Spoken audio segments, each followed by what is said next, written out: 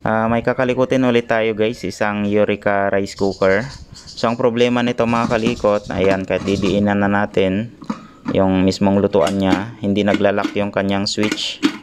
Ayan, minsan naglalak pero ayan, kadalasan hindi naglalak. Ayan. Kapag ganyan yung nangyari sa inyong mga rice cooker, kadalasan yan hilaw yung ating sinaing. So minsan nagkakaproblema siya dito. Lubog na yung pinakagitna nitong lutuan niya. Ayan o, medyo lubog na siya. Medyo i-flat natin yan mamaya. Or dito sa kanyang temperature limiter, itong nasa gitna mga kalikot. Ayan o, medyo kinakalawang na siya. I-check natin yan mamaya. At saka baka mahina na rin yung kanyang magnet. So bago natin umpisahan mga kalikot, shoutout muna natin yung mga nagsuporta sa ating channel. Shoutout kay Trisha May Bornia, Trasimi Reyes, Inipin Clip, Jackie Papa, Ana Marie Umali, at saka kay G. Alimorong. So maraming salamat guys sa pagsuporta sa ating channel. Kapag bago lang po kayo sa aking channel, huwag nyo pong kalimutang i-subscribe ang aking YouTube channel at paklik na rin ng notification bell para updated kayo sa mga bagong video natin. At saka huwag nyo rin pong kalimutang i-follow ang ating Facebook page. So tara mga kalikot, kalikutin na natin siya. Tara.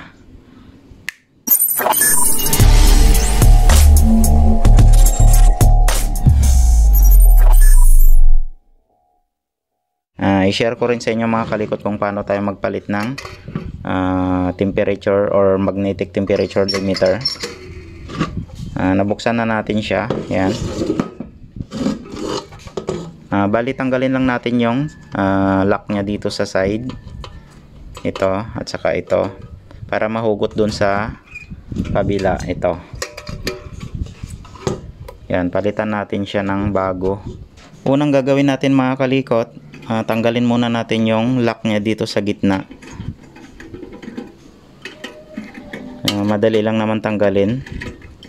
Gamit lang kayo ng long nose or diskarte nyo na lang kung paano matanggal yung lock.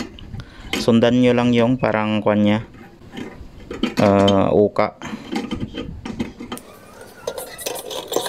Yan, para ma-shot natin dun sa mismong gitna nya or uka nya.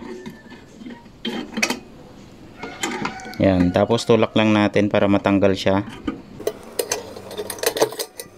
Ayan. Tapos sundutin lang natin mga kalikot yung pinakalock ng temperature limiter. Bali dalawa yung lock nya. Ayan, gamit lang kayo ng flat screwdriver.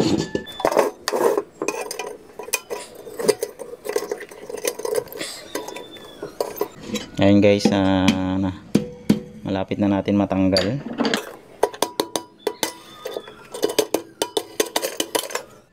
Natanggal na natin siya mga kalikot. Ayan o, kinakalawang. Tapos medyo mahina na rin yung kanyang spring.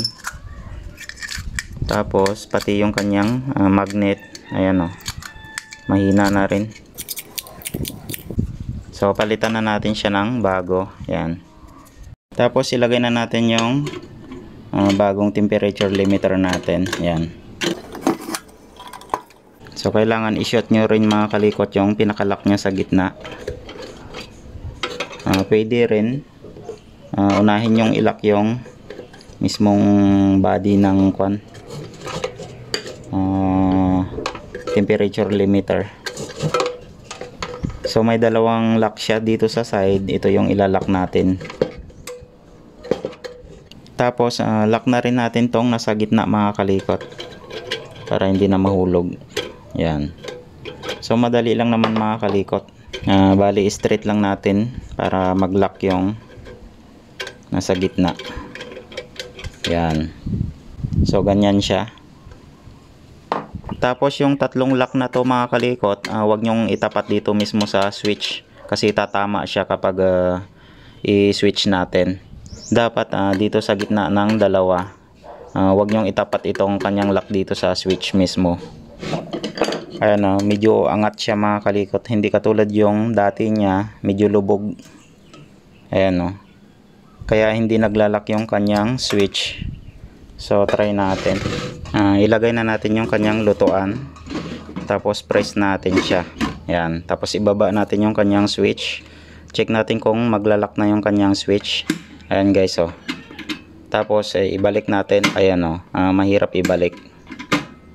So bago na kasi siya. Tapos makapit na yung kanyang magnet. Hindi katulad nung dati niya, mahina na yung kanyang magnet, kaya kusa na siyang umaangat. So ito guys, oh, ang hirap pang ibalik, oh. Yan. So ganyan dapat siya mga kalikot. Kapag nagsasaing kayo guys, tapos hilaw siya, ito lang yung i-check natin mga kalikot, yung kanyang temperature limiter. Ito. Pwede nyo rin palitan kapag kinakalawang na, katulad nito. So yun lang yung mga i-check natin mga kalikot kapag hilaw yung ating sinaing or bumabalik yung kanyang switch. Yan, oh. Naglalak na siya kusa kasi malakas na yung magnet niya. Yan. Sa katagalan kasi mga kalikot, syempre umiinit itong rice cooker. Humihina rin yung magnet ng temperature limiter natin or magnetic temperature limiter. So ito lang yung papalitan natin guys. Plug na natin. Ayun, bakit nakakook ka agad? Hindi pa natin nasa-switch. Ayan, nakakook na kaagad siya. Check ulit natin sa loob. Dapat naka-warm muna siya mga kalikot. Kapag i-switch na natin, saka lang siya magkukook. So check natin kung bakit ganon. Ayan, uminit na yung kanyang heating element. So ibig sabihin na okay yung kanyang heating element. Kapag ganon mga kalikot, kapag sinaksak natin siya sa kuryente, nakakook na kaagad, ang i-check natin dyan mga kalikot, itong kanyang control switch or thermostat contact switch. Ito. So i-adjust natin siya. Kita ba sa camera natin? Kung mapansin nyo mga kalikot, may parang flat screw na pwedeng pumasok dito sa kanyang adjustan. Ito yung i-adjust natin mga kalikot para maging warm yung ilaw dito, para hindi kaagad siya iinit. Kapag naka-switch na kasi siya, tapos hindi pa natin napipindot yung switch niya dito sa labas, kusa na siyang iinit kahit hindi pa natin siya nasi-switch dito sa gitna na to. So kailangan na i-adjust natin yung kanyang contact switch dito sa kanyang thermostat para kapag isaksak natin siya sa kuryente, naka-warm siya. So ito kasi unang saksak pa lang natin, naka-cook na kaagad yung ating rice cooker. So i-adjust natin tong kanyang thermostat. Ito. Bali tinanggal na natin yung kanyang thermostat or contact switch. Ito yung i-adjust natin mga kalikot, yung nasa gitna. Ito. Minsan yan may silicone siya, tanggalin lang natin yung silicone. Yan, oh. Hindi natin kasi ma-adjust kapag hindi natin tinanggal yung kanyang silicone. Ang mismong i-adjust natin mga kalikot, yung mismong nasa gitna. Gamit lang tayo ng flat screw na maliit. Ayan. Adjust natin siya. Kapag ina-adjust natin siya mga kalikot, nagtitiktak itong kanyang switch. So pakinggan nyo lang, kapag nagtiktak na siya or may narinig kayong lumagatik, yun na yung kanya, open close. Pwede mo siyang i-open yung contact niya dito, pwede mo siyang i-close. So subukan natin.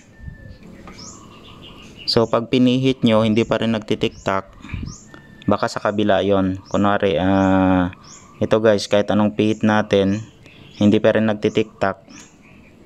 Ito counterclockwise to. Subukan natin i-clockwise. Yan, pihitin ulit natin na pa-clockwise naman siya. Kasi ayaw sa counterclockwise. Hindi pa rin nagtitiktak. So, try natin sa clockwise. Ayun, nagtiktak na siya. So, ibig sabihin, naka-open yung contact. So, kapag i-counterclockwise natin, ayan, nagtiktak ulit. So, ibig sabihin, contact siya. Ibig sabihin, naka-cook yun pag ganon. So, tanggalin lang natin sa pagka-contact. tama na yon pag nag-tiktak na siya. Kapag in-adjust natin mga kalikot, tapos makikita nyo naman dito yung kanyang contact. So kapag nakakontak yung dalawang contact na to, ibig sabihin yan nakakook na siya kahit hindi pa natin nasa-switch itong nasa gitna.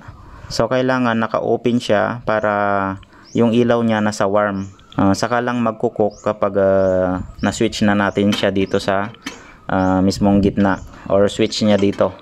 So pihitin natin siya ng clockwise para mag-open yung kanyang contact. Ayan, makikita nyo naman dito guys. Ayun, nag-open na siya. So kailangan abangan natin, wag natin sobrahan na ipihit.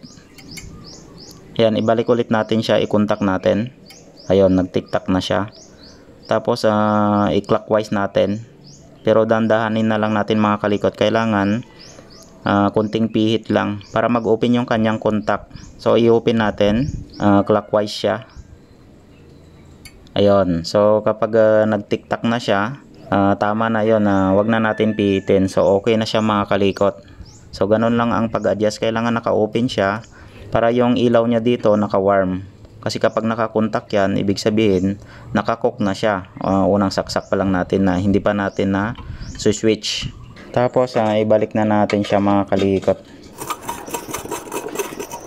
Ayan, try na natin siya mga kalikot. Balik na natin yung kanyang thermostat. Ayan, plug ulit natin.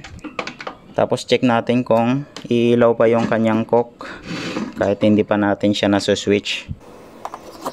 So ayan guys, yung umiilaw na lang yung kanyang warm.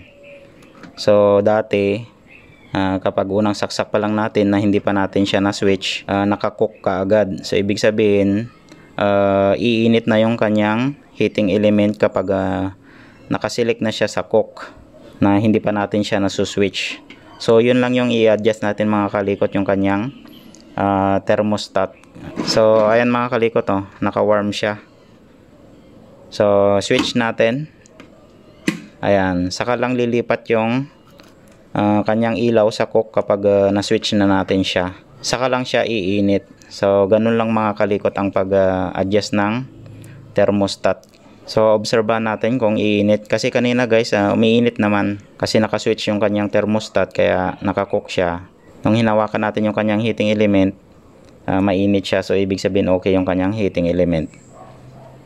Ayan, so mainit na siguro. Unplug natin.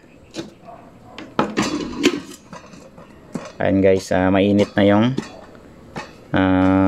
lutuan niya. Ayan. So okay na siya mga kalikot. So yun lang yung ginawa natin guys. Nagpalit tayo ng kanyang temperature limiter or magnetic temperature limiter. Tapos in-adjust natin yung kanyang contact doon sa kanyang thermostat. So yun yung mga ginawa natin mga kalikot. Ayan, so sana makatulong ulit tong video na to sa inyo mga kalikot. Hanggang dito na lang yung video natin para dito sa ating rice cooker. Maraming salamat guys sa panonood ng mga video natin. Kapag bago ka pa lang sa aking channel, huwag niyo pong kalimutang i-subscribe ang ating YouTube channel at pa-click na rin ng notification bell para updated kayo sa mga bagong video natin. At saka huwag niyo rin pong kalimutang i-follow ang ating Facebook page. So muli, maraming salamat. Ingat kayong lahat, and God bless sa ating lahat mga kalikot. Bye bye.